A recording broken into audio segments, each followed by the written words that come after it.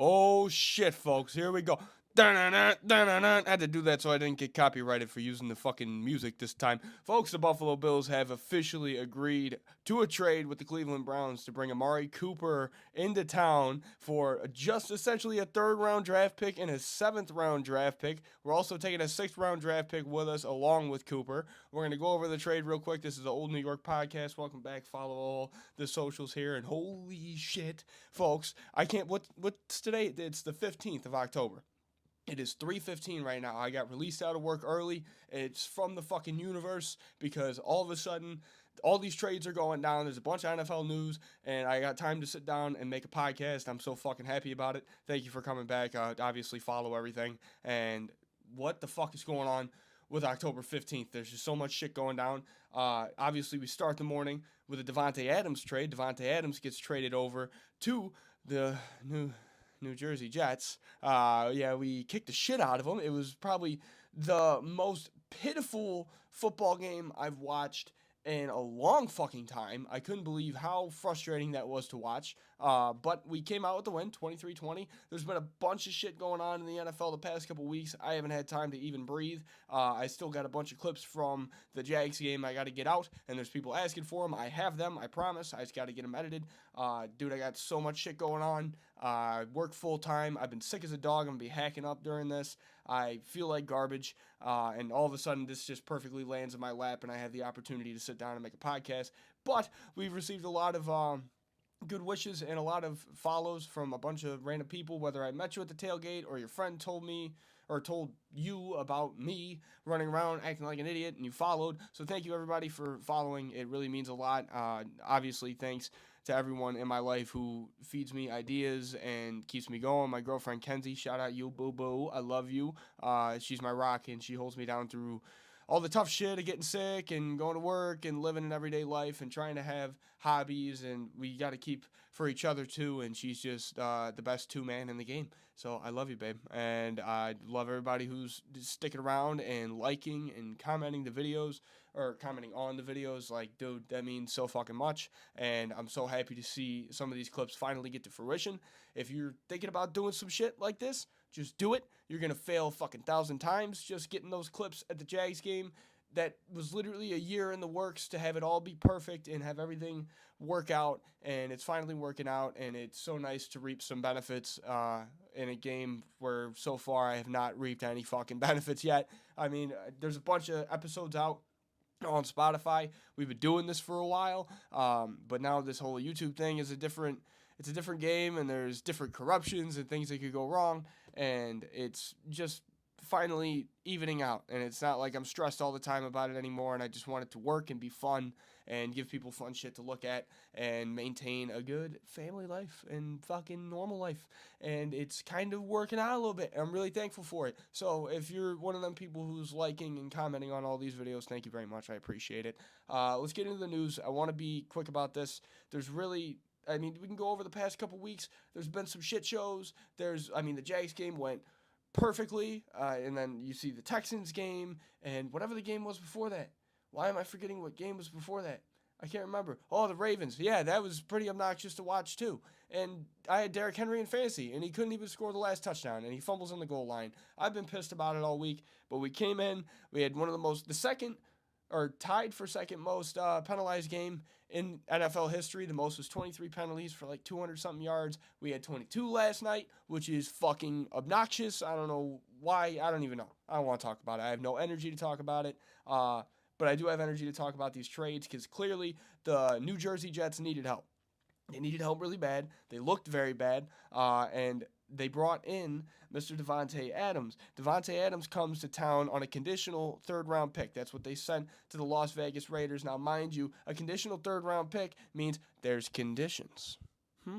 The conditions are if Davante Adams is a first-team All-Pro player, or if Davante Adams is on the roster for an AFC Championship game or a Super Bowl game for the New Jersey Jets, that third round pick that was traded to Las Vegas then becomes a second round pick. Due to his value increasing, the pick's value increases also. Is it kind of stupid? Yeah, it's pretty fucking stupid, but we don't control shit, unfortunately. And there's so many things that I would have controlled about last night's game, and it was just miserable. And the NFL just goes to show you that it doesn't matter who it is, or if they're in the fucking striped jerseys, or they're in the regular jerseys, or their coaches. Doesn't fucking matter who they are. Anybody can have their hands in the books. And I don't know if last night was one of them cases. It sure as fucking hell felt like it. I can't sit around and see all this sports betting being marketed and kids getting into it way too young and getting into it early and all these gambling fucking degenerates now. I can't sit here and have somebody, even Roger Goodell, sit in front of me and look at me and say, Steve, this isn't right. Because I'd smack him across the face. I'd be like, fuck you, don't lie to me, like fucking Scarface, and I'll spit in your mouth and I'll kill some Colombians. I don't give a fuck. Like, I don't care. I know that there's some level of control to these games, and last night felt like there was some levels of control. There was some roughing the passers that were absolutely just fucking criminal to the game of football. I've said it here before, and I'll say it again. I'm a football fan. I'm a Buffalo Bills fan. They're my favorite football team. But I am a football fan, and I respect good football being played, and I love the game, and I played it my whole life. And to sit here and watch AJ Epinesa tackle a guy, and then they say, oh, you landed all your body weight on him. What the fuck are you talking about? Even Aaron Rodgers in the presser said that was stupid. The one on Kinlaw was stupid. There was a bunch of weird holding penalties, and it's either one of two things. The refs wanted to call a lot of flags, or it was really bad football played by both teams. There was a couple of illegal formations. Spencer Brown was horrendous in this game with penalties. The illegal formations, for me, as a Bills fan, I see one happen, right? So they get the illegal formation. It was on Spencer Brown. Then they ran the same fucking set, and they got another illegal formation. Oh, that's illegal. So I don't do that. Okay, so 15 minutes later from now, I'm going to run it again. And I'm going to hope you don't do exactly what you just did. That's fucking stupid. Why would we ever think to do that? I don't know. Like, it's either the refs wanted it so bad for themselves and for the spread that they just completely threw flags on every other play. It was obnoxious, or it was just really bad football played by both teams. I mean, the New Jersey Jets defense is known for having some holds. You look at Sauce Gardner, and people are saying he's a holding merchant, and that makes him look good, and he holds a lot, and that's why he doesn't have a lot of balls caught on him, or he's a real good lockdown corner. I don't fucking know, man. I really don't. But all I know is last night was frustrating to watch, and you can see that the New Jersey Jets needed help on offense. Mike Williams absolutely sells the game at the end of the game. Rodgers said in a presser today that he ran the wrong route, and it was just a mistake on his end, and that's happened before. There's a lot of drops from this team. Hail Marys are converted for Aaron Rodgers. I don't know who does that. But he's got to have one thing, and he's got that one thing. He just fucking chuck it, dude, and somebody's going to come down with it. And, of course, it's Allen Lazard, the guy who drops the ball the most in the NFL. I digress. This team needs help at receiver. All they have is Garrett Wilson. You see Garrett Wilson get absolutely sandwiched in the red zone this game by our defense because he was the number one option. Everybody knew the ball was going to him, and they just fucking crushed him. He needed help, and they get Davante Adams.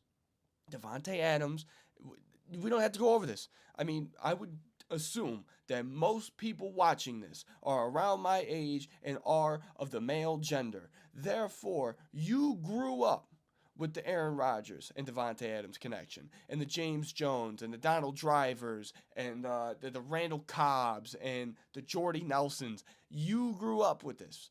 We know what to expect. Like, I'm not going to sit here and talk about how this is huge, how they got this great dynamic already, how having him and Garrett Wilson, who's debatably the best Ohio State receiver we've seen in a very long time, on the other side of him, getting 22 targets the week before the Bills game, like, obviously that's going to be a fucking problem. I'm not going to sit here and talk about that all day. But I feel like, and I've seen from Jets fans and Jets Twitter today, this is not their biggest need. They have decent receivers. Do they drop the ball a lot? Is there a lot of miscommunications? Absolutely. And it is one of their bigger needs. But I do believe this team has more needs than just getting another receiver. I think that's going to help them. I think it's going to completely misalign defenses when they line up against them. They're going to bring out nickel corners, and then they're going to run with a Breece Hall and a Braylon Allen or whatever his name is, the young dude. This is just going to be weird. It's going to change the way that the New York Jets play football. And that can sometimes fuck with a team. And fuck everybody else's assignments or their objectives for the game. Like, oh, I think I'm going to have a couple hundred yards receiving because this isn't a great receiver room. That's not going to happen because Aaron Rodgers and Devontae Adams are going to take over whenever they fucking please. And that's going to help them, but I also think it's going to take back from their offense a little bit. Plus, their offensive line looked horrendous this last game. We didn't even, like, realistically, our team is so thin right now on the interior defense that they kind of did what they wanted to. Like, they had some luck with their plays. They had the big touchdown from Hall down the sideline, but I still think that this team isn't, like, where it needs to be its best final form. I think this is a fucking huge step. Anytime you add one of the top receivers in the game to your offense, it's going to be a big change. But I don't know if this is it for the Jets. I don't know if this is the number one thing. Plus, you lose Salah. Like, there's so many things that are happening in that organization, and it's so clearly Aaron Rodgers' team. And it's funny because Aaron Rodgers has gotten everything he wants. He's gotten all his receivers. He's gotten all his coaches and coordinators like Nathaniel Hackett. And still, Jets sucks. They still fucking suck. So, I really hope that they just continue to suck. And they just continue to be the Jets. And they had those helmets on last night. They had the old alternates when fucking Jamal Adams was like the coolest player and the drippiest player in the NFL. They had those jerseys on, and it just felt good whooping their ass again in those jerseys. Like, I just don't know. I just don't think... I feel like the Jets are one of those cursed franchises. And don't get me wrong, we are definitely cursed to an extent. And there's plenty of teams that have it worse than us and better than us, whatever the case. But the Jets just got something that smells like shit around them, and I think it's the water and mostly the people and all the fucking nasty rats and homeless people and chopped up Puerto Ricans in that fucking area. But I swear to God, bro, they're still gonna stink. Just if it happens, if they play well and they make it to the playoffs and they swing their season, God bless them. Like, honestly, good for them. I'm happy they figured it out because I feel bad for Jets fans. I can't imagine. Like, I fucking hate all of them. Don't get me wrong. I don't give a shit about the dude with the firefighter hat. Fuck you, firefighter Ed. I don't care. I don't know what you were doing on 9/11, but if you were there, I still wouldn't care. Okay? Doesn't matter. Fuck the Jets. This is a rivalry thing. And I will never want the Jets to succeed. But I feel so bad for the fucking fans because they're all so dedicated and they're all just so stupid to see that this franchise is cursed and you should just back out. They can say the same thing about me, but I mean, fuck. We can also shake hands and agree that, you know, we haven't won shit in a long time and your only Super Bowl was basically with a drunk and Joe Namath.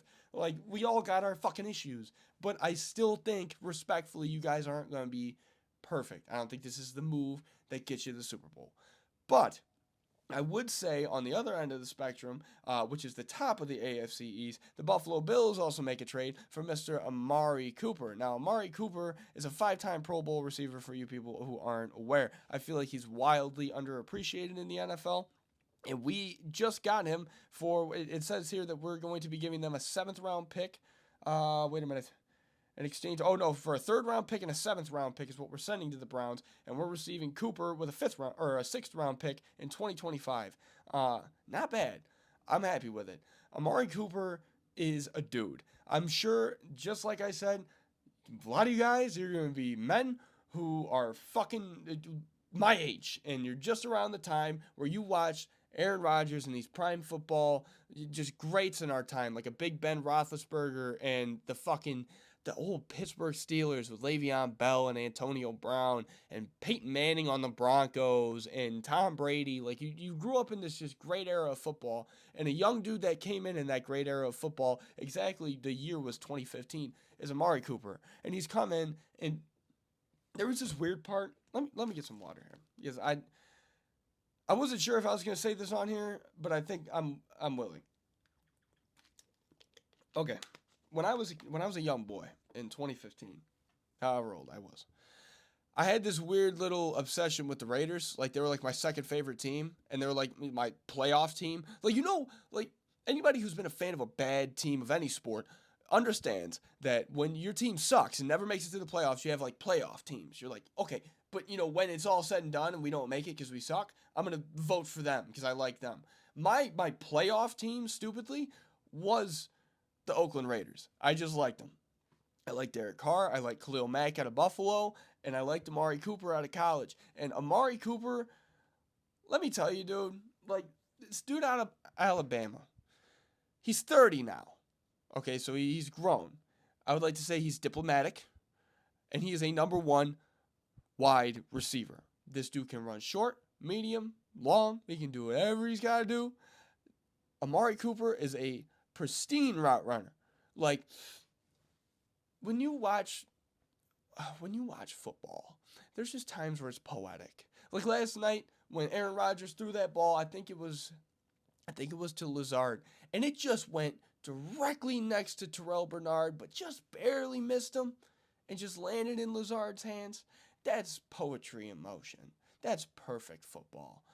Amari Cooper, watching a highlight tape of Amari Cooper routing dudes up off the fucking line of scrimmage is just gorgeous, bro. I watched all his tape when I was a kid. I wasn't half as athletic or half as black, but he was fucking insane, bro. This is a guy I idolize, and I've watched a lot of football on Amari Cooper, and this dude is a baller. He's extremely diplomatic in his older age. I mean, I believe that he doesn't talk as much as other people, and this is a dude who's drafted with the fourth pick. The fourth pick. He's a top 5 player in 2015 coming out of college. And this dude doesn't run his yep half as much as a Stephon Diggs. That's all I'm saying. Not a shot at Diggs. He wants to throw shots subliminally every now and then. Here's one for you, motherfucker. Eat my dick. Stephon Diggs just talks. We even found out recently that he kind of fucked Cardi B while she was pregnant and she was married to Offset. So if you're gonna do that to a married woman, and, oh, you motherfucker, you an asshole. That's what you are. I remember that Valentine's Day you had 2 girls in 2 separate rooms. That was kind of sick, but you're a fucking asshole. And that's not, like, Amari Cooper is someone you want to bring home to mom. And I like having that as a number 1 receiver. I'll also mention that he's now playing in his 9th year, but 6 out of 9 years he's gone over 1,000 yards receiving. And 8 out of his first 9 years has he gone over 5 touchdowns. This dude's a red zone threat. And also, I'd like to say he had a year in 2018 where he splits the season because he was in Oakland and then he gets traded to Dallas. And he still played how many games? I'm so bad at math. I don't know. He played like 14 games?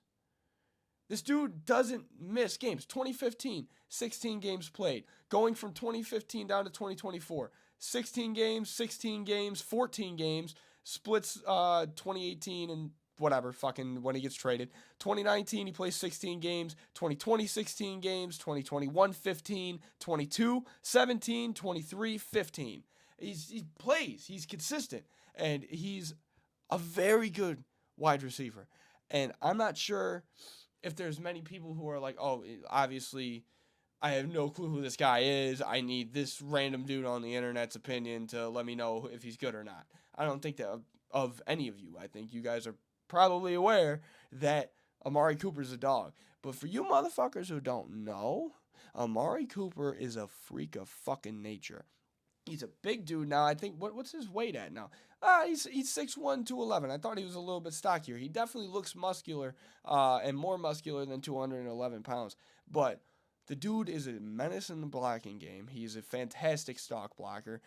He absolutely commands the line of scrimmage with his releases, and he has the defender in his bag before he's even strapped his helmet up on the field. He knows what he's going to do. He watches a lot of film, and I keep saying the word diplomatic because I mean it. I feel like he's a very soft-spoken guy. He's prove it to you on the field kind of leader. Like, he'll show you rather than screaming and yelling at you. And he's 30 years old. Look at this, our wide receiver room for the Buffalo Bills, and you've got a bunch of dudes who are young, and they're not really established. But you see Khalil Shakir looks good, and when Curtis Samuel gets in, and I said I didn't want to talk about the Jets game. I will say one thing about the Jets game. I'm happy to see Curtis Samuel getting some targets. I can try and look up Curtis Samuel's stats right now on this computer, but there's actually a very realistic chance that this computer just blows the fuck up because it's running on 100 CPU.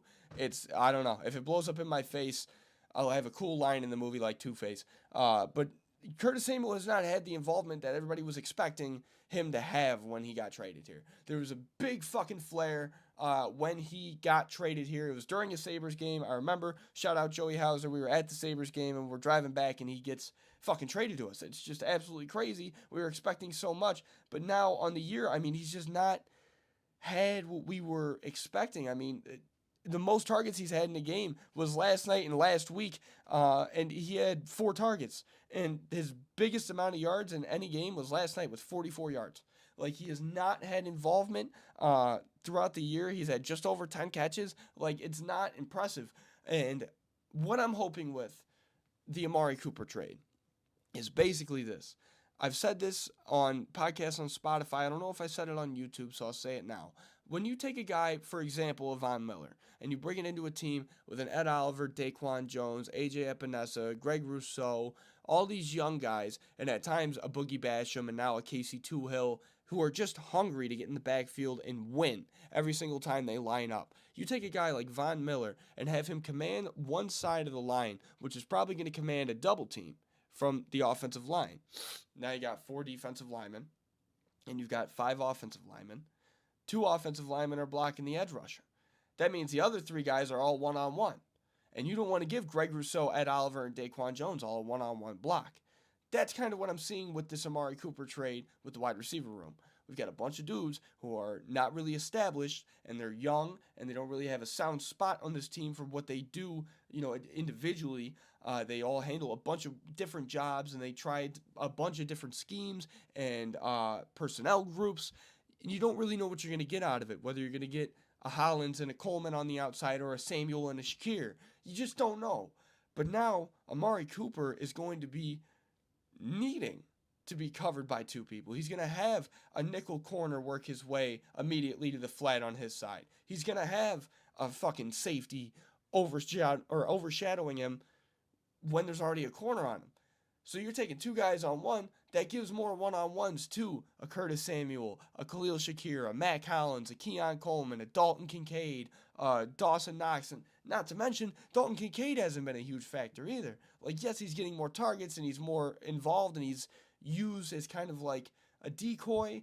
I get that, but realistically, he's not had the season that anybody has expected him to have. I mean, I don't think he's had the year that I would have put him at having at the beginning of this offseason. I thought he was going to be around a 300, 400-yard receiver. I don't think, has he even gotten to 300, 400 yards? Let me look here. I don't know if he has. I don't feel like he has. Let me see here. Dalton Kincaid. Looks like this year, yeah, he's got 217 yards on 31 targets, 21 catches, and 1 touchdown. 3 touchdowns on his career because he had 2 last year. That's not very good. That's not what we were expecting. And I feel like with this team now, you're going to see a change in dynamics on the offense. What I mean, there's sometimes a change in dynamics when a new receiver comes over and they request the ball all the time and they need the ball all the time, or the offensive coordinator just decides to run the offense solely through them and then have other proprietors behind them. I don't think you're going to see that now. I think we're going to remain with that, everyone eats mentality, but you're going to have a guy who wins in cover 0. And cover 0 is man-to-man with maybe a safety up top. That is what you're seeing a lot of these teams play the Buffalo Bills. They're just getting in their face and getting dirty on the line of scrimmage, and sometimes we win, sometimes we don't. That's the receiving core we have. Sometimes we win, sometimes we don't. Amari Cooper wins a lot more than he loses. I don't know if you believe that, but I'm pretty sure I just said that 8 out of his first 9 seasons, he's had over 5 touchdowns. He wins a lot. And you could probably look at PFF scores and grades on how much he wins on certain types of routes. I don't give a fuck. I've seen the tape. I know this motherfucker's elite. He's a bald-headed goddamn bear on the field. And he's a menace in the run game. And he, out of any receiver in the league right now, because I was really upset when we didn't get Devontae Adams. Adams goes about 2 hours before the Cooper trade was finalized. And not to mention, not to get too off topic, Devontae Adams, this trade was already agreed to about last night. That's why you see him on Pat McAfee today. He's already in New Jersey. He's there now. He's at the stadium. He's actually at Aaron Rodgers' house. So, this was already planned. I was hoping we'd get him. But then just a couple hours later, we get an Amari Cooper. And I feel like an Amari Cooper, and even a Devontae Adams, I'll say, if we were to get him in this roles are reversed, we'll say. Even if we got Devontae Adams, I think those are two guys that will contribute to the everybody eats thing.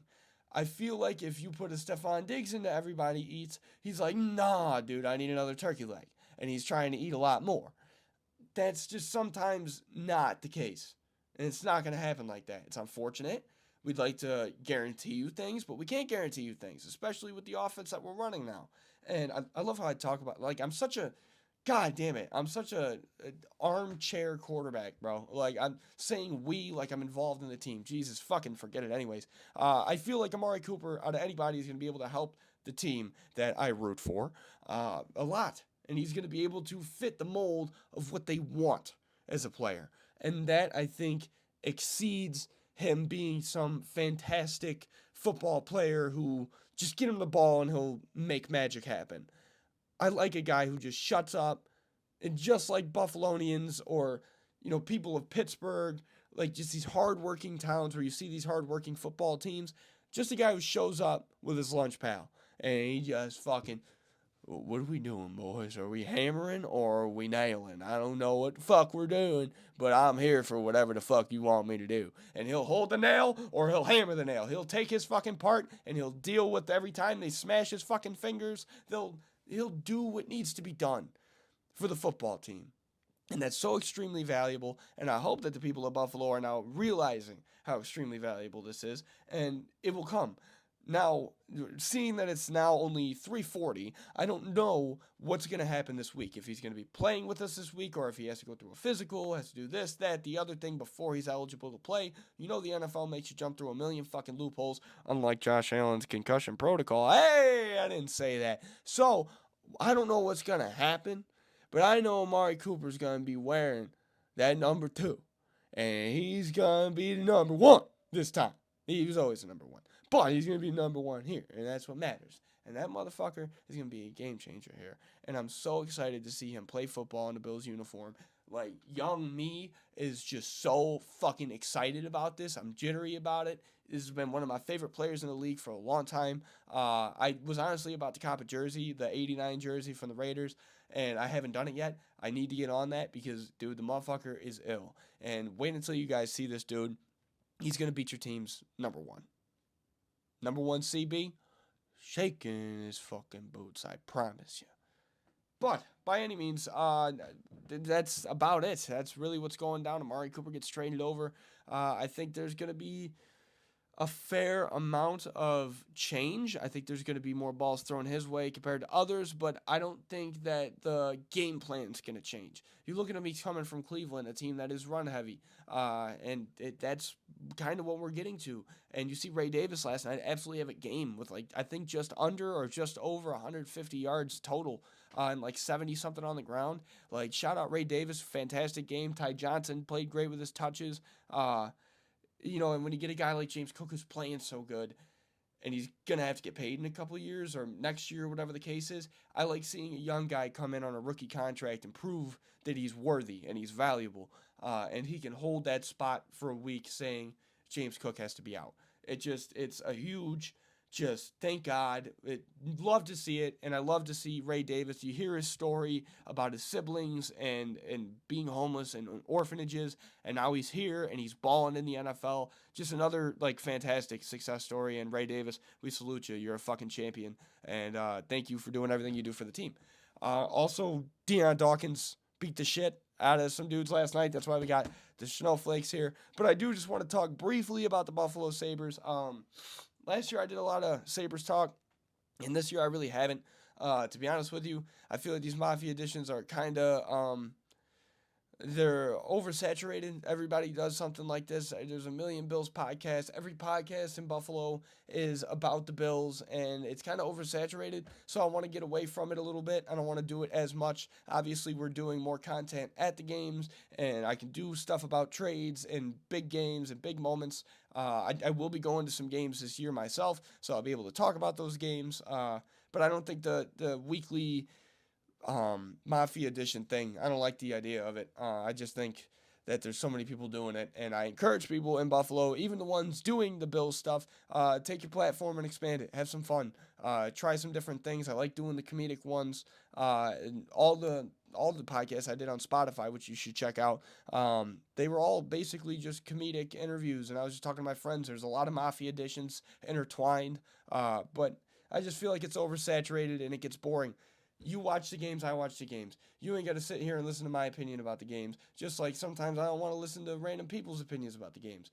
It's just a little annoying, and I understand that. So we're going to kind of get away from it a little bit. But I do want to talk about the Sabres while we're doing one of these because it's just been miserable to watch. Like, it's been so frustrating to watch. We got that win over Florida, but, like, I don't, I don't think anybody was like, all right, fuck it, we're gonna just get our ass beat.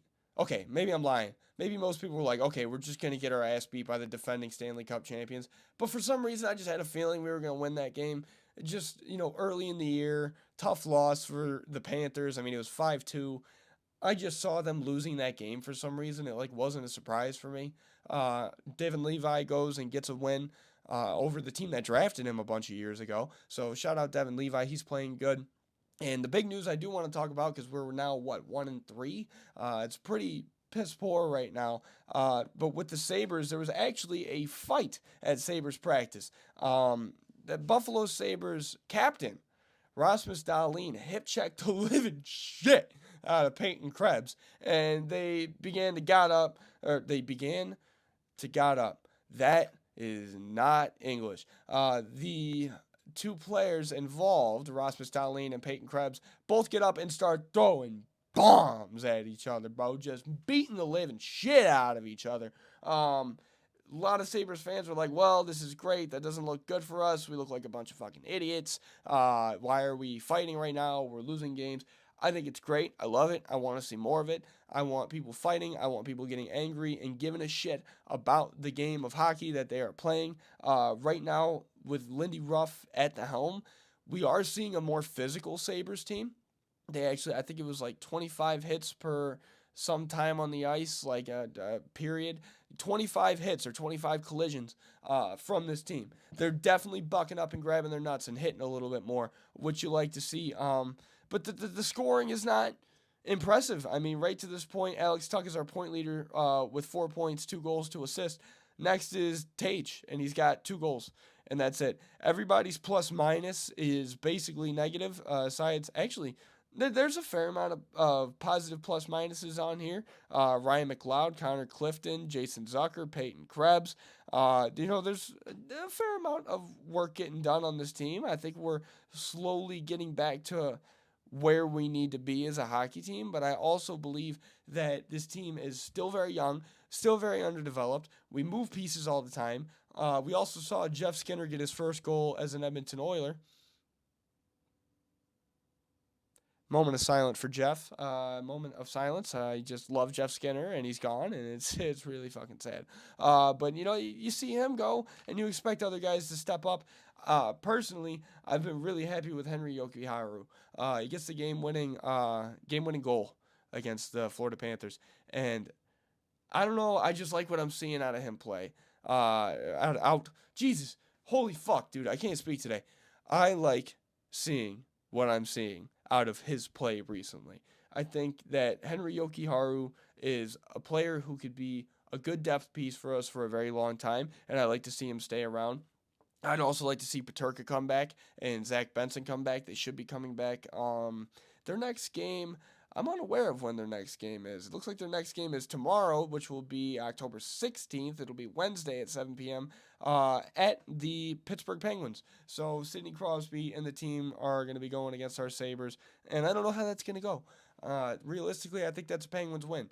But I want to see this team just show life. We need signs of life from this team. I like how Lindy Ruff is not necessarily encouraging, but he's saying when he was asked about the Peyton Krebs and Rasmus Dahlin fight, he said boys will be boys. People are going to fight. People are going to get agitated, especially when things are bad. And that's all we've got right now is bad. So I hope that people do get a little pissed off and they start motherfucking each other and pushing and shoving, because that's very important to a hockey team. That's very important to any team, to be competitive with each other, because if you're not competitive with each other, you're not going to get anywhere. And I instantly think back to the quote last season of Casey Middlestad's first practice after being traded over to the Colorado Avalanche for Bo Byram. He literally said, I don't remember sweating like that in a morning skate in a long time. That means he doesn't remember sweating in a morning practice. Like, it's practice. That's the point. So if that's what we're working off of, I just want to see this team find a leader, have that leader be vocal, have that leader work his team, Rasmus Dahlin beating the living shit out of Peyton Krebs, and I want to see that more consistently. And I want the play to show for it, obviously, because I'm a fan and I'm frustrated. But when you are a Sabres fan, you are choosing to be a frustrated fan. When you are a New Jersey Jets fan, you are choosing to be a frustrated fan. If you're choosing to be a Cleveland Browns fan, you are choosing to be a frustrated fan who is also wondering why their team is holding on to a literal rapist.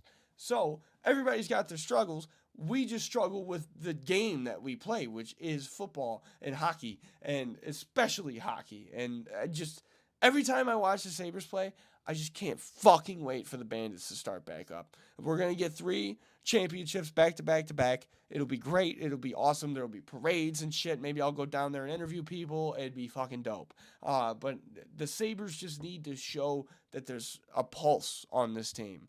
And I think that Panthers win does kind of like give us a little bit of a spark, but I don't think it's a spark that we need to work our way into a wild card spot in the playoffs. Obviously, it's a long year and we're only a couple of games in, but hopefully the Buffalo Sabres can turn it around, and hopefully you people are subscribing to my podcast. That would be really fucking dope. Subscribe here on YouTube. Follow all the social medias that are above me. Please, it helps. I want to say right now, the TikTok is at like 39 followers, and I think that the Instagram is at like 58. That sounds correct. Yeah, let's get that to 60 and 40. Hey, 60-40. I'd love to see that. I can be like Steph Curry that one year. And obviously, go Bills. Huge trade. I'm just so happy about it. Happy Victory Tuesday to you. I hope to have this out maybe a little bit later in the week. If I have it out on Tuesday, I'm just fucking Superman and I'm going crazy. But realistically, enjoy this just victory week. And we got the Titans coming up. Weird game. Team that has not played great. I don't know what's going to happen there. I don't know what I'm going to do the next one of these Mafia editions, but hopefully we're going to get some more comedic episodes out for you guys soon. Thank you for always checking in. I really appreciate it. And go Bills, folks. Have a good day.